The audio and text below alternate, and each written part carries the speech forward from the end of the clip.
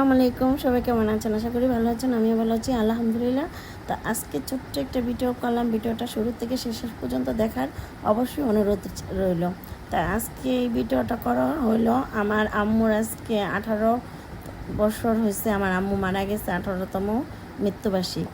তা যাক, আজকে আমি কিছু গরিব মানুষের মাঝে খাবার বিলাইলাম, তাই এটা আমি একটু ভিডিও করে স্মৃতি হিসাবে রেখে দিলাম। অনেকে ভাববেন যে না, খাবার দিতেছি আমি ভিডিও করছি, আসলে ওরকম কিছু না, ঠিক আছে। অনেকের মা বাবা মারা গেলে ভুলে যায় মা বাবার কথা। তা আমি এই দিনটা ভিডিও করে রেখে দিলাম, যেমন সারা জীবন আমার এই ভিডিওটা দেখার পরে অনেকে যেমন আমার মার কথা আজকে মনে করে, যারা ভুলে গেছে এই দিনটার কথা। আমার ভিডিওটা অবশ্যই তাদের সামনে গেলে অবশ্যই তারা মনে করবে যে না, আজকের এই দিনে আমার আম্মু মারা গেছে, 18 বছর পূর্ণ হইল।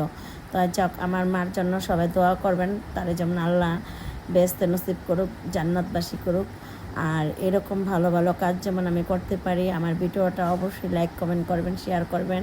আপনারা যদি লাইক কমেন্ট শেয়ার করেন তো আমি এরকম ভিডিও আরও অনেক করতে পারবো।